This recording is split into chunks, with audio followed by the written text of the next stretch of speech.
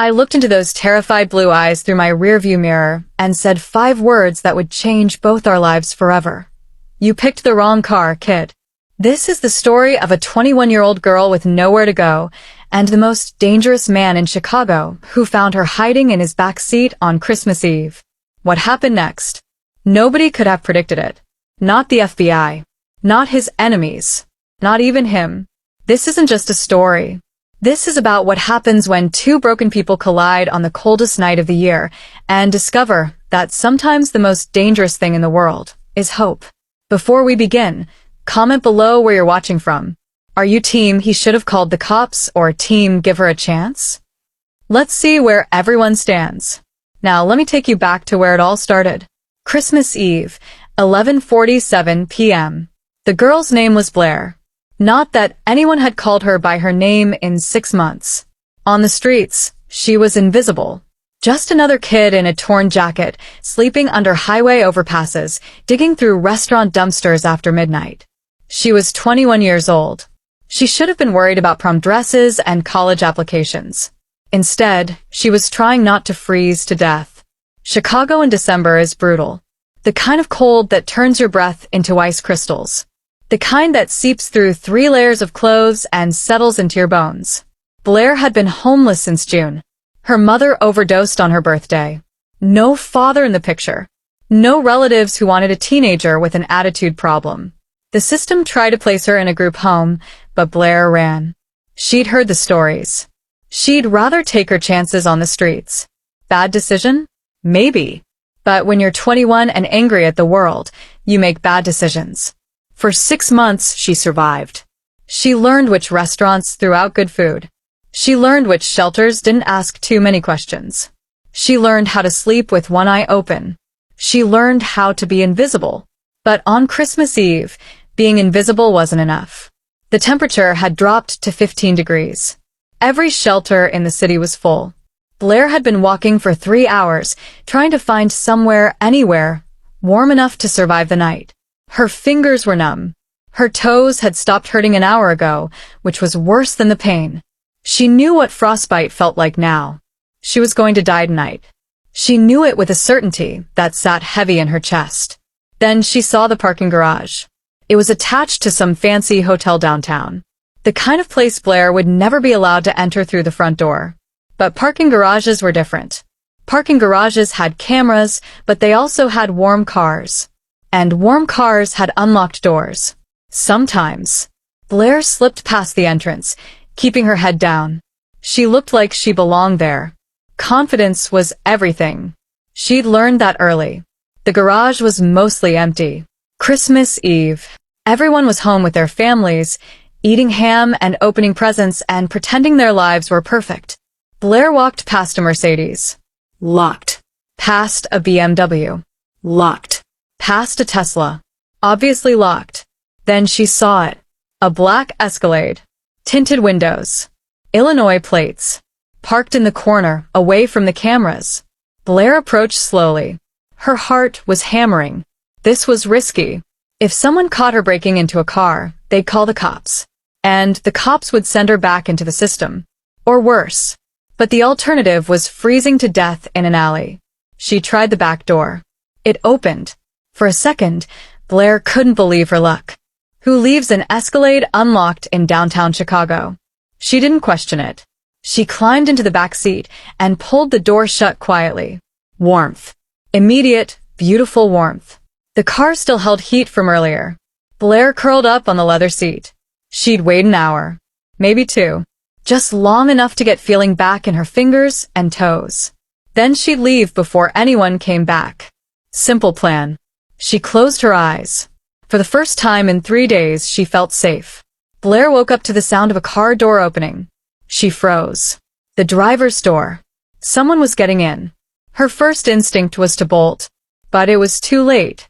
The door was already closing. The engine was starting. Blair pressed herself flat against the back seat, praying the tinted windows hit her. Praying whoever this was wouldn't look back. The car pulled out of the parking space smoothly. Blair held her breath. Her heart was going to explode. She could feel it. The car drove out of the garage, onto the street. Moving fast. Confident. Blair stayed frozen.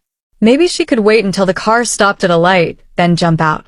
It would be embarrassing, but better than, "I know you're back there." Blair's blood turned to ice. The voice was calm, deep, almost amused. "You can sit up," the voice continued. "I'm not going to hurt you." Blair didn't move. "Yet," the voice added. "I'm not going to hurt you yet." Slowly, Blair sat up. In the rearview mirror, she saw his eyes. Cold.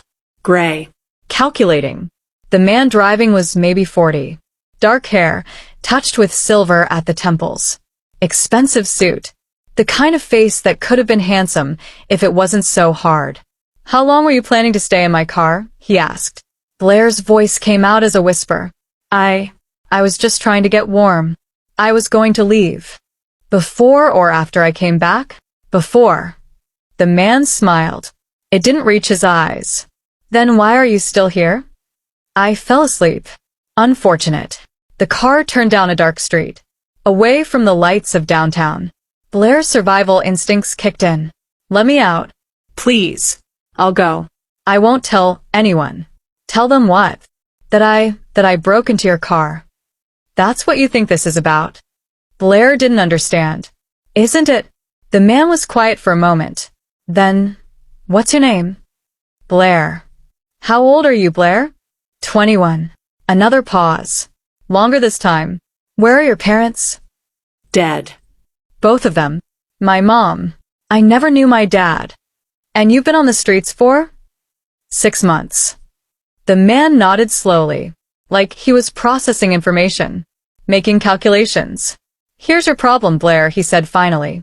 "You broke into the wrong car." "I know." "I'm sorry." You don't understand. This isn't about the car. This is about who I am." Blair felt her stomach drop. Who are you?" The man's eyes met hers in the rear-view mirror again. "My name is Victor Constantine. Does that name mean anything to you?" Blair shook her head. "Good. That means you're not completely stupid.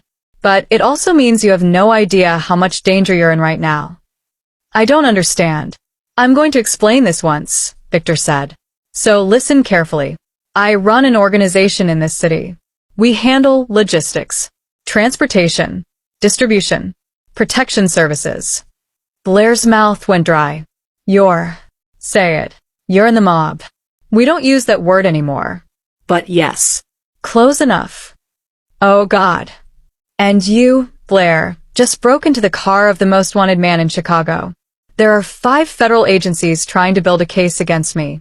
There are 3 rival organizations that would pay 6 figures for information about my location. And there are at least a dozen people who would kill you just for being in this vehicle." Blair couldn't breathe. "Are you going to kill me?" Victor was quiet for a long moment. Then, "I haven't decided yet." They drove for 20 minutes. Blair watched the streets pass through the tinted windows. They were heading north, away from downtown, into neighborhoods she didn't recognize. Victor didn't speak. He just drove, one hand on the wheel, completely calm. Blair tried to think, tried to plan, but her brain was frozen with fear. She was going to die tonight after all, just not the way she'd expected. Finally, the car turned into a residential neighborhood. Big houses, old money, the kind of place where people had private security and holiday light displays that cost more than Blair had seen in her entire life. Victor pulled into the driveway of a massive house. 3 stories. Stone facade. Warm lights glowing in every window. He killed the engine. "Get out." Blair didn't move. Victor turned around to look at her directly for the first time. "I said, get out. Are you going to kill me here?" "If I was going to kill you, I'd do it in the car. Less cleanup. Now get out." Blair's hands were shaking as she opened the door. The cold hit her immediately, but she barely felt it. Fear was a different kind of cold. Victor walked to the front door. Blair followed because she didn't know what else to do. Inside, the house was beautiful. Hardwood floors, high ceilings, a Christmas tree in the corner, decorated but unlit. Empty. The whole place felt empty.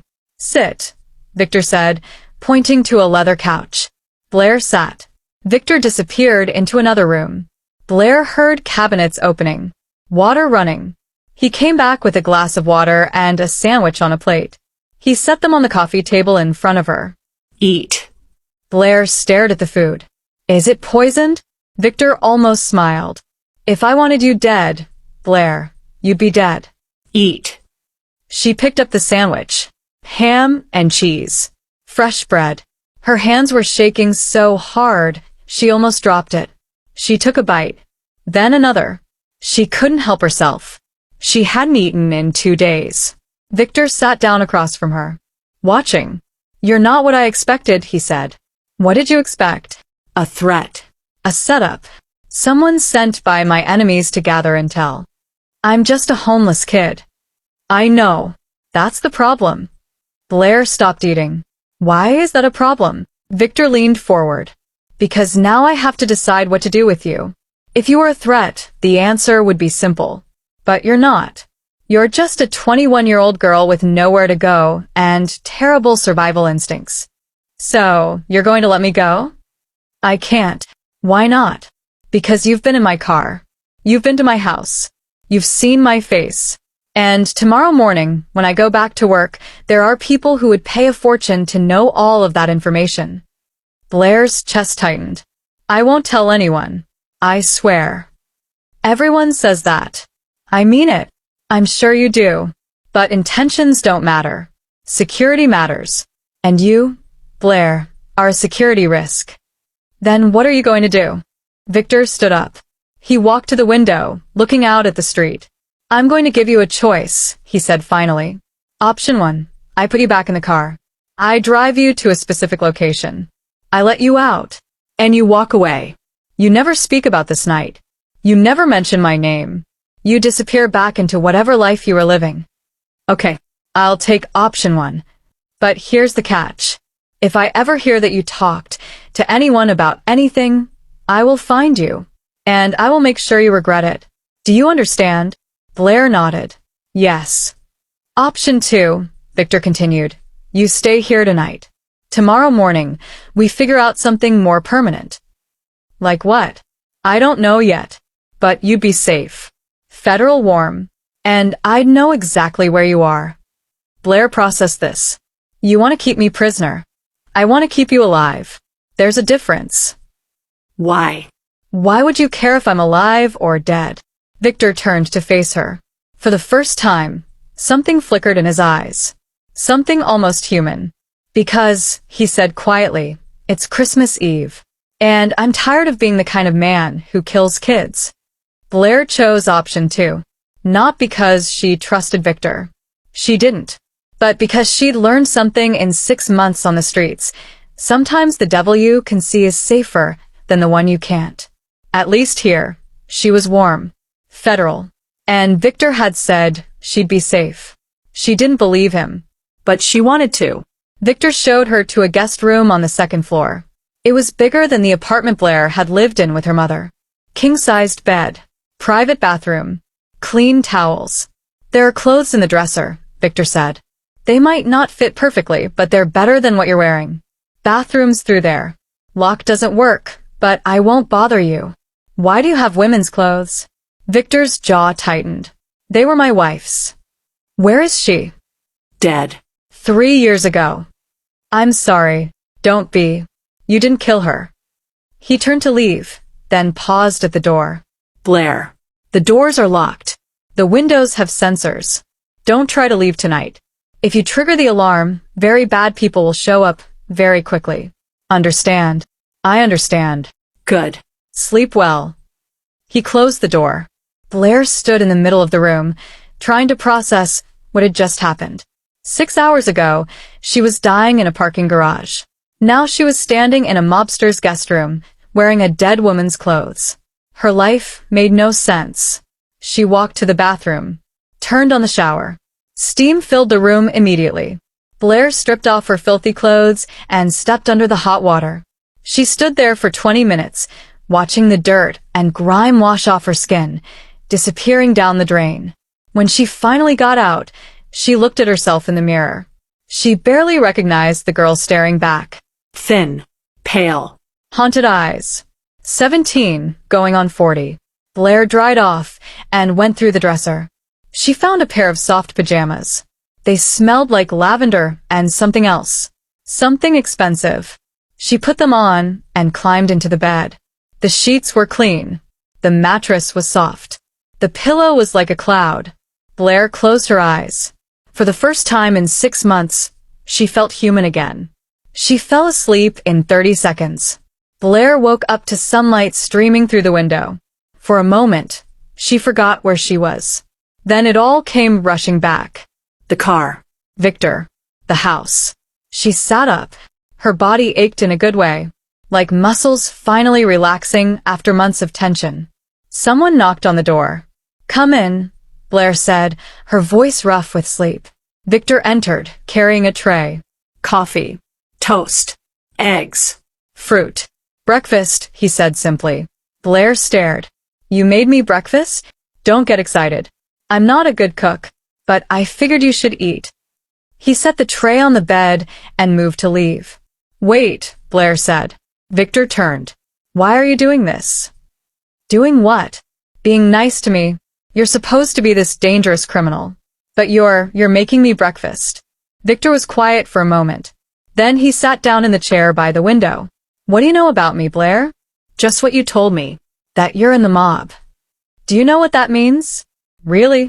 Blair shook her head. "It means I've done things. Terrible things.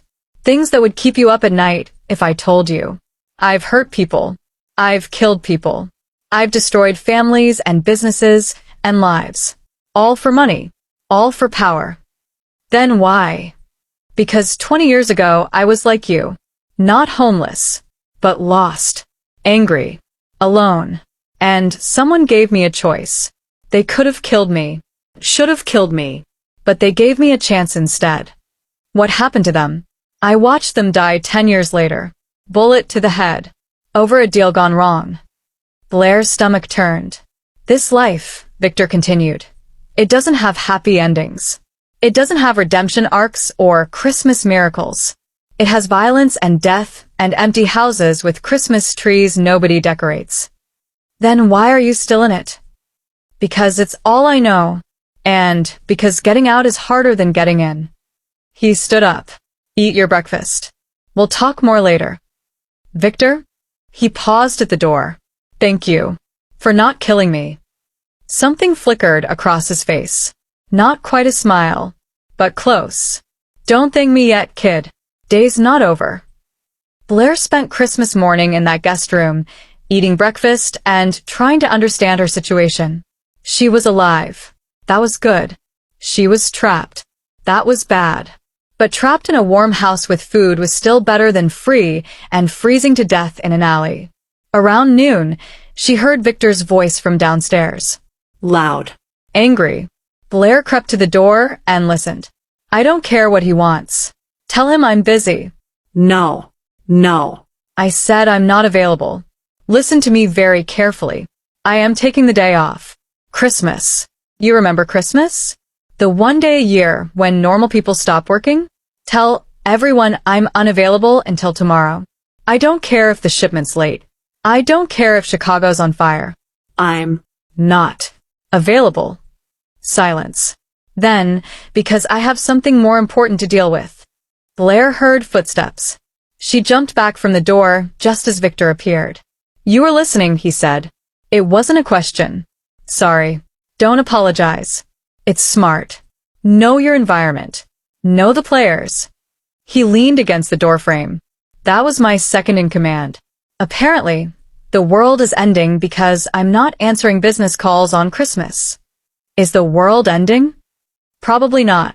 But in my line of work, every minor inconvenience is a catastrophe. He studied her. Get dressed. "We're going out." Blair's heart jumped. "Out? Where?" "You'll see. There are clothes in the closet. Find something that fits. We leave in 20 minutes. They drove to a mall on the north side. Blair stared out the window, watching families walk through parking lots, carrying shopping bags, laughing. Normal people, living normal lives. "Why are we here?" she asked. "Because you can't keep wearing my dead wife's clothes," Victor said. "And because you need supplies if you're staying more than one night." "Am I staying more than one night?" Haven't decided yet. Inside the mall, Blair felt exposed. Visible. Like everyone was staring at her. But they weren't. Nobody paid attention to the girl in the borrowed coat walking next to the man in the expensive suit. Invisible again. Just for different reasons. Victor took her to a department store. Get whatever you need. Clothes. Shoes. Toiletries. Don't worry about price. I can't afford. I know. I'm paying. Consider it compensation for the psychological trauma of meeting me. Blair almost smiled. She picked out basics. Jeans. Sweaters. Underwear. Socks. A warm coat that actually fit. Sneakers that didn't have holes. At the checkout, Victor handed over a black credit card without blinking. The total was over $1,000. Blair felt sick. That's too much. It's nothing. It's everything. Victor looked at her. Really looked at her. Blair. In my world, $1,000 is what I spend on a bottle of wine I don't even like. This is nothing. Except the gift. They loaded the bags into the car. As they were leaving the parking lot, Blair said quietly, "Nobody's ever done anything like this for me before." Like what? Bought me things. Taken care of me. My mom tried, but she was sick. And after she died, there was nobody. Victor's hands tightened on the steering wheel. Well. Now there's someone. That night, they ate dinner together. Victor cooked. Sort of. He ordered Chinese food and pretended he'd made it himself. Blair saw through it immediately, but didn't say anything. They sat at the dining room table, eating in silence at first. Then Victor said, "Tell me about your mother." Blair looked up, surprised. Why? Because I'm trying to understand how a 21-year-old ends up homeless in Chicago. Blair set down her fork. She got sick when I was 12. Cancer. Beat it twice. The third time she didn't beat it. She beat herself instead. Drugs. Pills. Then heroin. Then whatever she could find. By the end, she was someone I didn't recognize. And your father? Took off before I was born. She never talked about him. I don't even know his name. Victor nodded slowly. My father was a drunk. Beat my mother until she stopped crying. Then beat me until I stopped crying. Then drank himself to death when I was 15. Blair stared. I didn't know that. Why would you? It's not in the newspapers. They write about Victor Constantine, the crime boss. They don't write about Vidya, the kid who stole bread to feed his little sister. You have a sister? Victor's face went dark. Had. Past tense. What happened? She got involved with a man from a rival organization. They killed her to send me a message. Blair felt her chest tighten. I'm sorry. Don't be. I handled it. Handled it how? Victor smiled. It was a terrible smile. I burned their entire organization to the ground. Took me 3 years. But I got every single one of them. Blair should have been terrified. But instead, she felt something else. Understanding. That's why you let me live, she said quietly. Because I remind you of her. Victor didn't answer for a long time. Then, maybe. Or maybe I'm just getting soft in my old age. That night, Blair couldn't sleep. She lay in bed, staring at the ceiling, thinking about everything that had happened in the past 24 hours. Her entire life had changed. And she didn't know if that was good or bad. Around 2 a.m., she heard a crash downstairs. Blair sat up, heart pounding. Another crash. Glass breaking. She crept to the door. Opened it slowly. Voices from downstairs. Angry.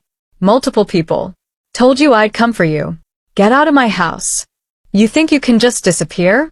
Take a day off? We run the city, Victor. We run you. You don't run anything. Now get out before this gets ugly. Too late for that. Blair heard the sound of a gun cocking. Her blood turned to ice. She should hide. Should lock herself in the room and pray nobody came upstairs. But instead, she thought about Victor. The man who'd saved her life. The man who'd bought her clothes and made her breakfast and told her about his dead sister. Blair ran down the stairs. The living room was chaos. For men. All wearing dark suits. all pointing guns at Victor, who stood in the center of the room, hands at his sides, completely calm. Last chance, Constantine. You work for us now, or you don't work at all. Victor! Blair shouted. Everyone turned. One of the men swung his gun toward Blair. Who the hell is this? Victor's face went white. Nobody. She's nobody. Let her go. Nobody? In your house? At 2 a.m. The man laughed. That's not nobody. That's leverage. He moved toward Blair. Victor's voice turned to ice. Touch her, and I'll kill all of you. You're not in a position to make threats. Neither are you.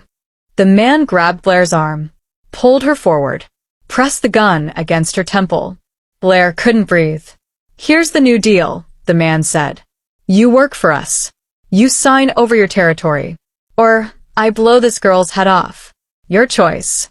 Victor's eyes met Blair's. For a moment, she saw something in his face she'd never seen before. Fear. Not for himself. For her.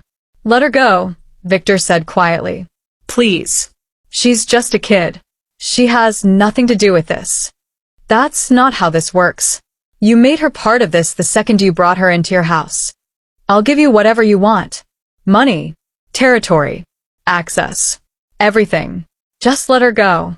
The man smiled. See? Leverage. Then everything happened at once. Victor moved. Fast. Faster than Blair thought possible. He grabbed the gun from the man holding her. Twisted. The man screamed. Another man fired. The bullet hit the wall inches from Blair's head. Victor fired back. Once. Twice. 2 men dropped. The other 2 ran. Silence.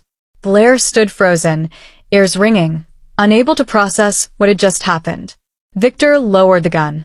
His hands were shaking. Are you hurt? He asked. Blair shook her head. Good. Pack your things. We're leaving. Where are we going? Somewhere safe. This house is burned. They'll be back. With more men. More guns. We need to disappear. But... Now, Blair.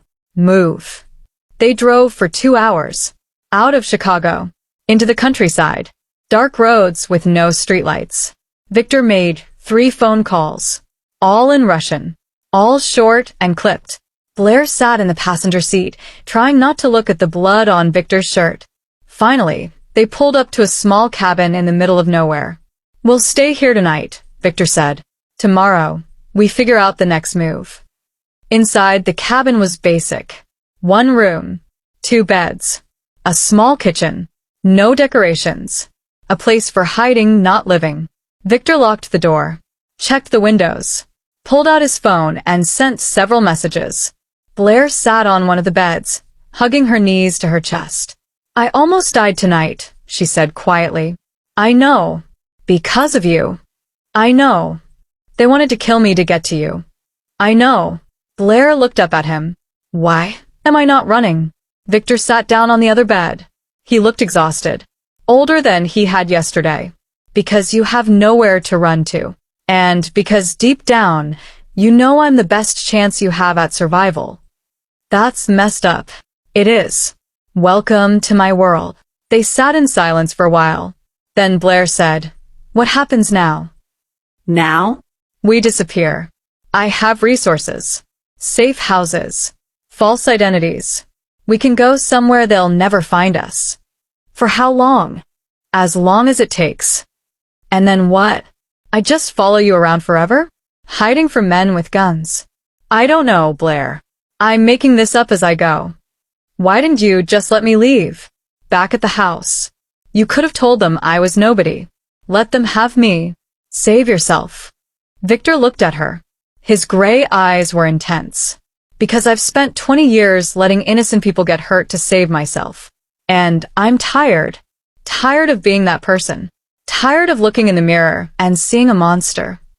So I'm what? Your redemption? Maybe. Or maybe you're just a 21-year-old kid who deserves a chance. Does it matter? Blair thought about that. No, she said finally. I guess it doesn't. They stayed in the cabin for 3 days. Victor worked his phone constantly, making calls. sending messages, arranging things. Blair watched him, studied him. He was different out here. Less controlled, more human. On the second night, they sat by the small fireplace, eating canned soup. Tell me about your wife, Blair said. Victor's jaw tightened. Why? Because you talk about your sister, your father, your work, but never her. Some things are private. We're hiding in a cabin in the middle of nowhere because someone tried to kill us. I think privacy is off the table. Victor smiled slightly. Fair point. He was quiet for a long moment. Then, her name was Katia. We met when I was 25. She was a teacher. Elementary school. She had no idea what I did for a living. You lied to her? Every day. For 10 years. Told her I was an import-export. She believed me because she wanted to. Because she loved me. What happened? She found out. Saw something she shouldn't have. And she couldn't live with it. With what I was. What I'd done. She left you? No. She tried to. But my enemies found her first. Used her to get to me. Killed her to prove a point. Blair's chest ached. I'm sorry. Stop saying that. Why? It's true. Because sorry doesn't bring her back. Sorry doesn't change anything. Maybe not. But it means someone cares. That counts for something. Victor looked at her. Really looked at her. You're wise for 21. I'm not wise. I'm just tired. Same thing. On the third night, Victor gathered Blair in the main room. I have a plan, he said. Okay. It's not a good plan, but it's the best I have. That's not reassuring. It's not meant to be. He pulled out a folder. Documents. Photos. I have contacts overseas. Russia. Germany. Places where my enemies can't reach us. We can disappear. Start over. Just like that. Just like that. New names. New lives. I have enough money hidden to last us years. Maybe decades if we're careful. Blair processed this. You want me to leave the country with you? I want you to survive. This is how that happens. And what do I do? In this new life. Whatever you want. School. Work. Normal things. While I figure out how to not be Victor Constantine anymore. Can you do that? Just stop being who you are? I don't know, but I'd like to try. Blair looked at the documents. At the photos of foreign cities. Places she'd never imagined visiting. When do we leave? 2 days. I need to arrange transport. Papers. It takes time. Okay. Victor studied her face. You're agreeing to this awfully easily. What choice do I have? Stay here and get killed? Go back to the streets? This is the best option. I know that. You don't sound happy about it. I'm not happy or unhappy. I'm just surviving. Same as I've been doing for 6 months. Victor frowned. Blair. It's fine, Victor. Really. You're giving me a chance at a life.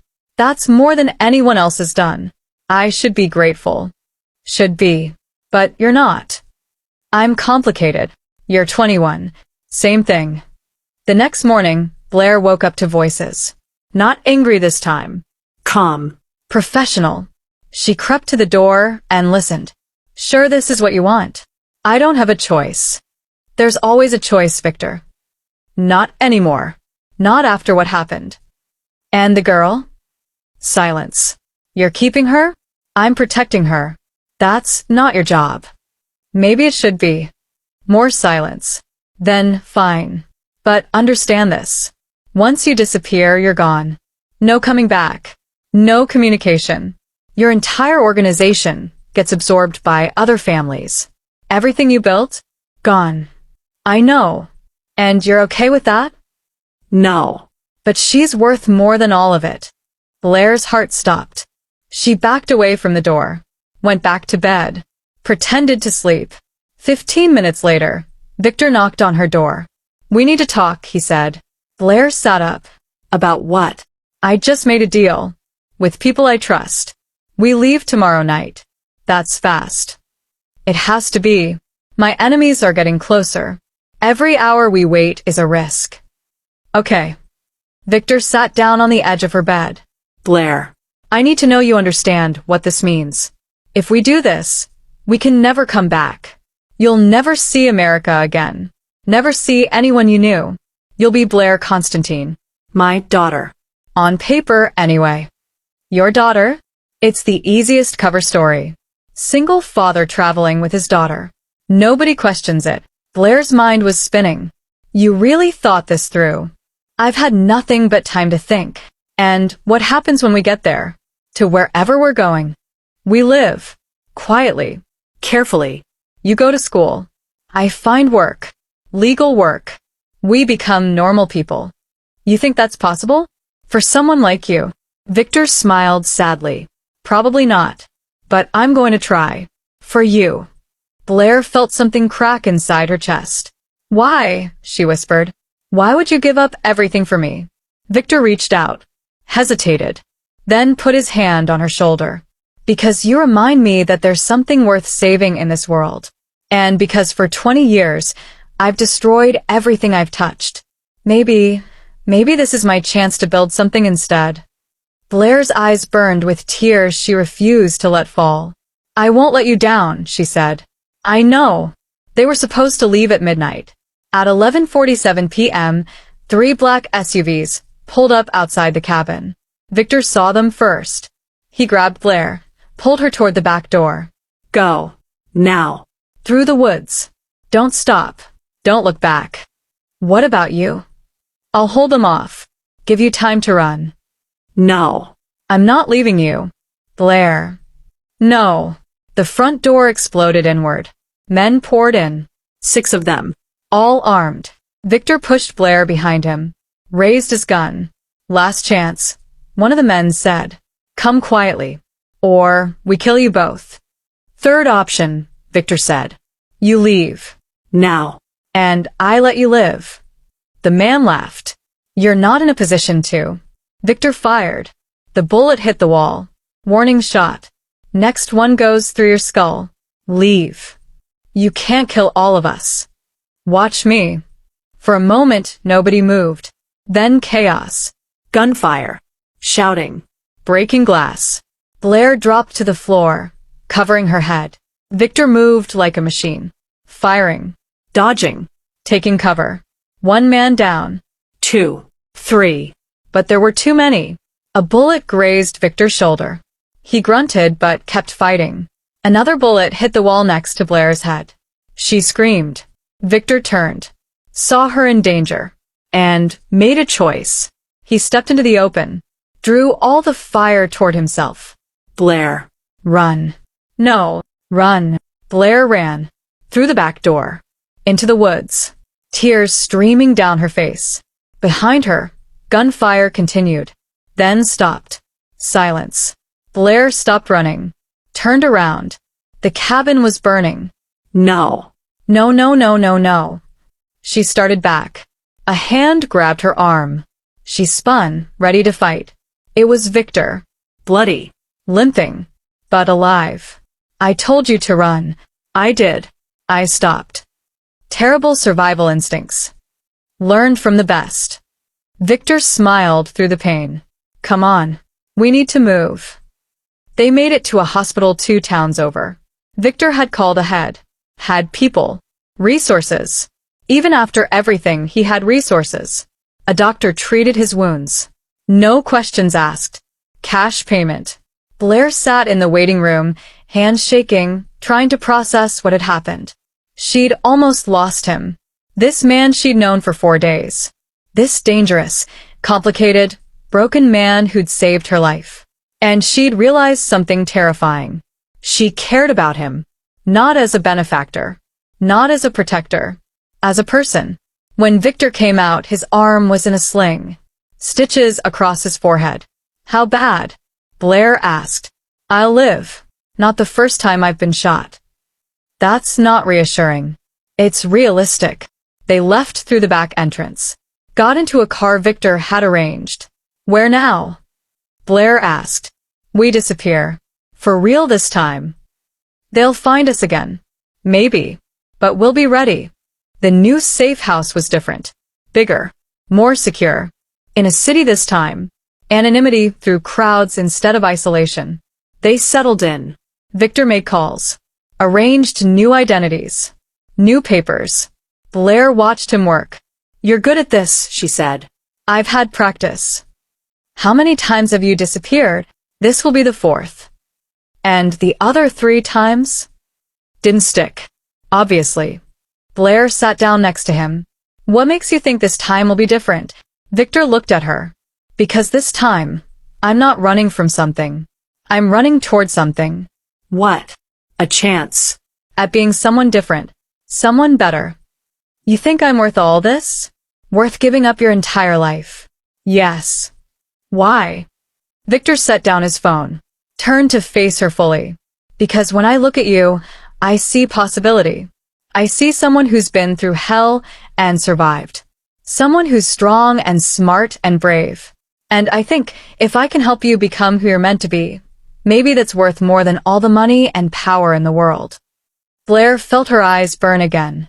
Nobody's ever said anything like that to me before. Then nobody was paying attention. A week passed. They lived like ghosts. Quiet. Careful. 2 people hiding from the world. Blair went to a nearby library every day. Read books. Use the computer. Try to imagine a future that didn't involve running. Victor changed. He stopped making calls. Stopped checking his phone every 5 minutes. Started cooking. Real cooking. Not just ordering takeout. Started smiling. Not the cold, calculated smile, but real ones. Started being human. One night, they sat on the small balcony of their apartment. The city lights stretched out below them. Do you miss it? Blair asked. Your old life. Parts of it. The power. The control. Knowing I could change things with a phone call. But I don't miss the fear. The constant looking over my shoulder. The knowledge that any day could be my last.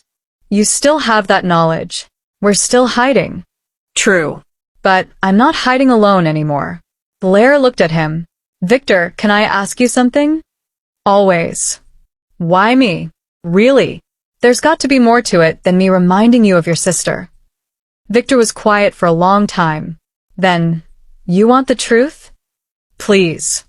When I found you in my car, I was planning to kill myself that night. Blair's breath caught. What? Christmas Eve. 3 years to the day since Claudia died. I was done. Tired. Empty.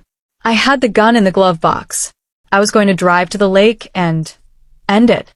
But then I found you. This terrified kid who'd broken into my car, trying to survive. And I thought if she's still fighting, maybe I should be too. Blair's chest ached. I saved your life. And I saved yours. I guess we're even. That's not how this works. No. It's not. Because somewhere along the way, Blair, you became the reason I want to keep living. The air between them changed. Charged. Heavy with something neither of them could name. Victor. I know. You're 21. I'm 42. This is inappropriate. Impossible. Wrong in about 7 different ways. I wasn't going to say that. What were you going to say? Blair took a breath. I was going to say, you became my reason too. They didn't touch. They didn't cross any lines. But something had shifted. Become clear. This wasn't just a man protecting a girl anymore. This was 2 broken people finding something they both thought they'd lost. Hope. The next morning, Victor sat Blair down. We need to talk about the future, he said. Okay. I have enough money to support both of us for a long time. Years.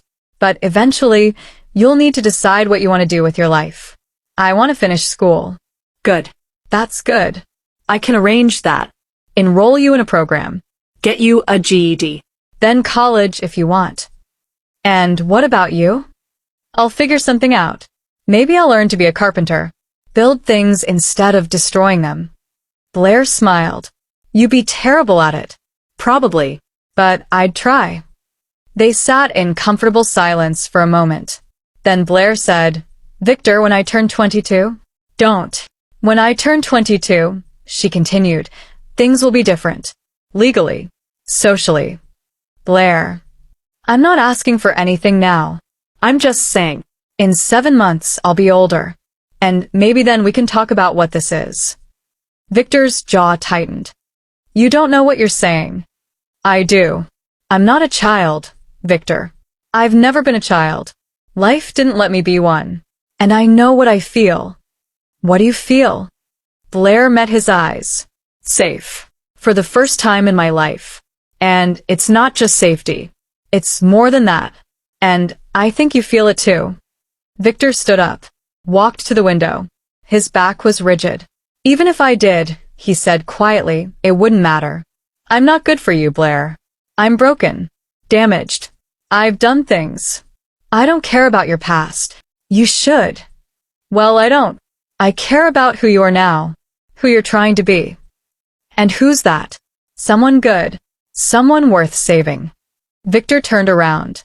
His eyes were wet. You really believe that? Yes. 6 months later. Time moved differently when you were hiding. Days blurred together. Weeks disappeared.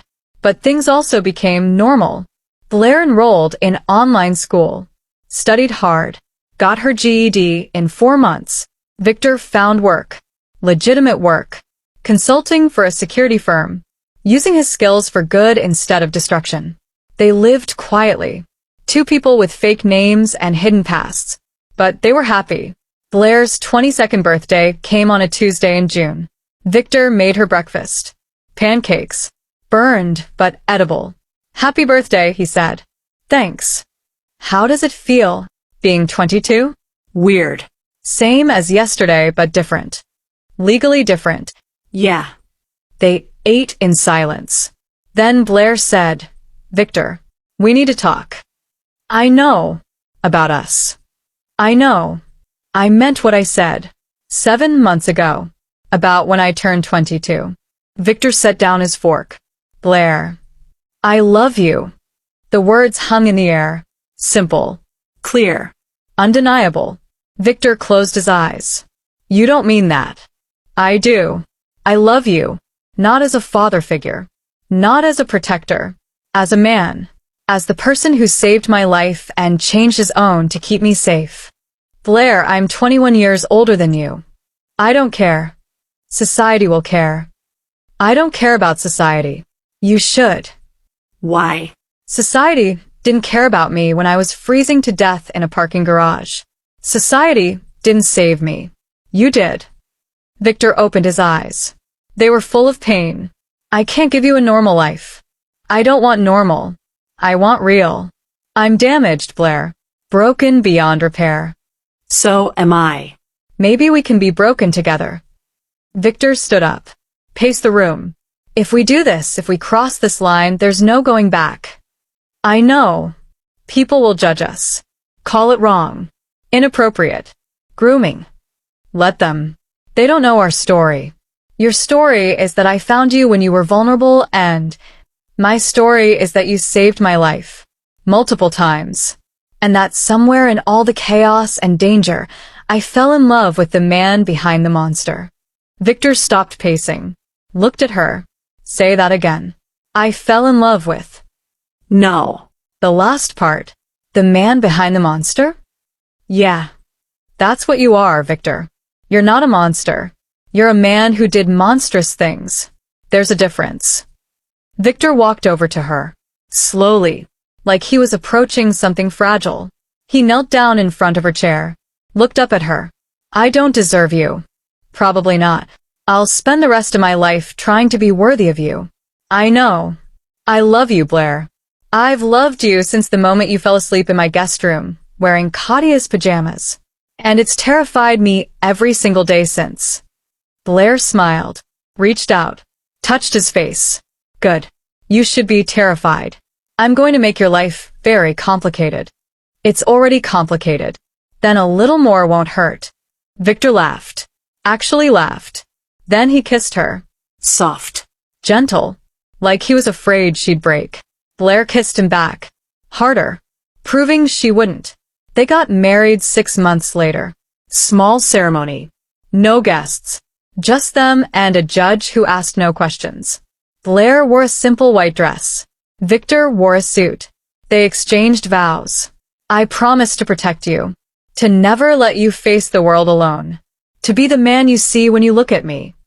I promise to challenge you, to never let you forget who you're capable of being, to be your reason to keep fighting. I do. I do. And just like that, they became official. Mr. and Mrs. Thomas Anderson. The names on their fake IDs. Their real names, Victor Constantine and Blair, the homeless girl, died that day. Buried with their past. They moved again. New city. New life. Victor opened a small business. Security consulting. Helping people protect their homes and families. Blair went to college. Studied social work. Wanted to help kids like her. Kids with nowhere to go. They built something. Not perfect. Not traditional. But real. 3 years later, Blair graduated with honors. Victor sat in the audience, beaming with pride. She walked across the stage, accepted her diploma, and all she could think was, 3 years ago, I was dying in a parking garage. Now I'm starting my life. That night, they celebrated at home. Just the two of them. I'm proud of you, Victor said. I know. You're going to change lives. I'm going to try. You already changed mine. Blair smiled, leaned against him. We changed each other's.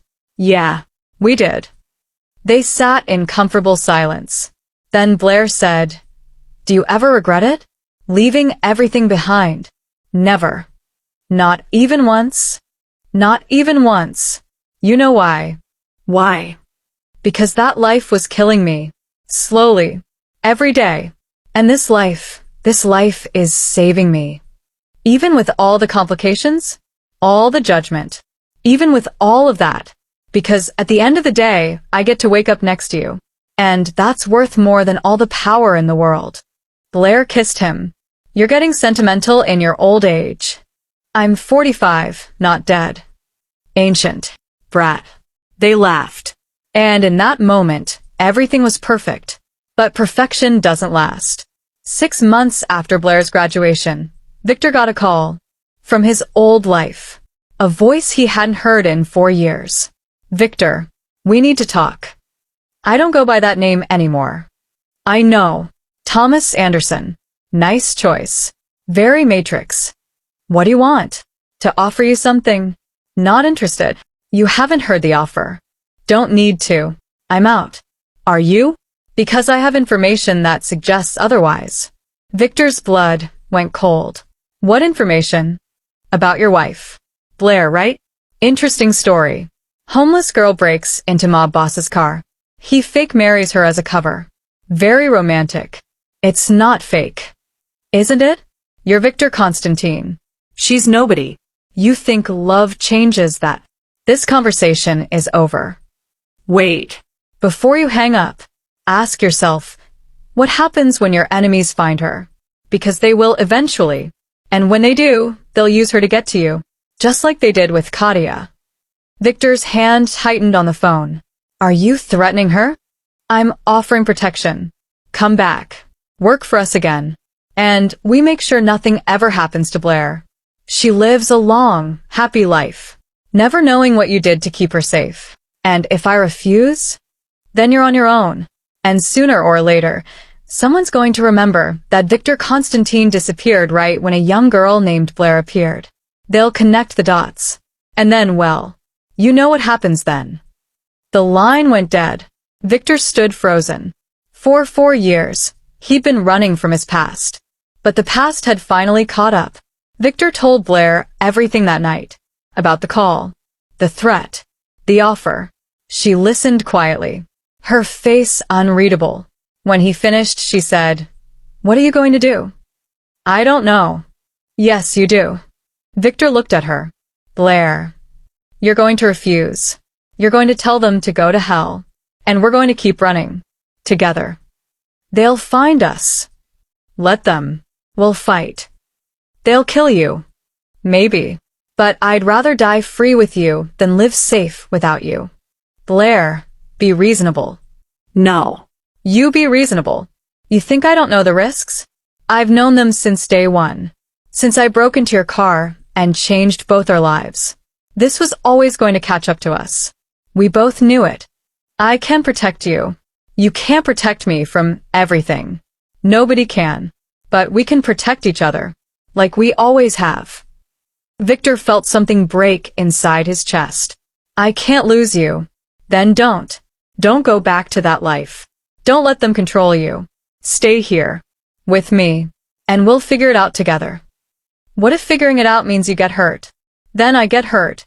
But at least I'll be fighting for something that matters. For us. Victor pulled her close. Held her tight. I don't deserve you. Stop saying that. You deserve happiness. You deserve peace. You deserve a life that isn't defined by violence and death. And if I can't have that, then we'll build it anyway. Out of spite, if nothing else. Victor laughed despite everything. You're insane. I learned from the best. They didn't run. They stayed. In their small apartment. In their new life. And they waited. 2 weeks later, 3 men showed up at their door. Victor opened it. We're here for your answer. One of them said. My answer is no. That's unfortunate. For you, maybe. The man smiled. You think you can fight us all? You're a tired Victor. Old. Soft. Try me. The man looked past Victor. Saw Blair standing in the kitchen. That's her? The girl who started all this. Leave her out of this. Can't do that. She's the reason you're refusing. The weakness we can exploit. Blair stepped forward. I'm not his weakness. I'm his strength. The man laughed. Cute. But strength doesn't stop bullets. Neither does arrogance, Blair said. But you're full of it. The man's smile faded. You've got guts, kid. I'll give you that. And you've got a choice, Victor said. Walk away now. Or find out that I'm not as soft as you think. There are 3 of us. I only need to kill one to make my point. The men looked at each other. Then, slowly, they backed away. This isn't over, one of them said. It never is, Victor replied. They left. Blair closed the door. Locked it. That was stupid, she said. Probably. They'll be back. I know. With more men. I know. And we're going to have to fight. I know. Blair turned to face him. Good. I'm tired of running anyway. 5 years later. The coffee shop was busy. Blair wiped down the counter, served customers, smiled at regulars. She was 29 now. Older. Wiser. Harder in some ways. Softer in others. The shop was theirs. Victor's idea. A legitimate business. A normal life. Well, mostly normal. Victor came in through the back door, carrying supplies. He was 50 now. Gray at the temples. Lines around his eyes. But alive. Still fighting. Still trying. They'd never gone back. Never answered those calls. Never let the past drag them down. It hadn't been easy. There were close calls. Dangerous moments. Times when Blair thought they might not make it. But they did. Together. How's business? Victor asked, setting down the boxes. Good. Busy. Mrs. Chun ordered 6 lattes again. I think she's got a problem. We all have problems. True. Victor walked over. Kissed her forehead. Love you.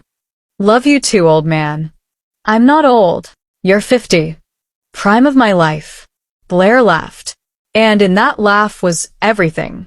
Every struggle. Every fight. Every moment of fear and hope and desperate love. They'd built something. Against all odds. A life. A future. A chance. And that was enough.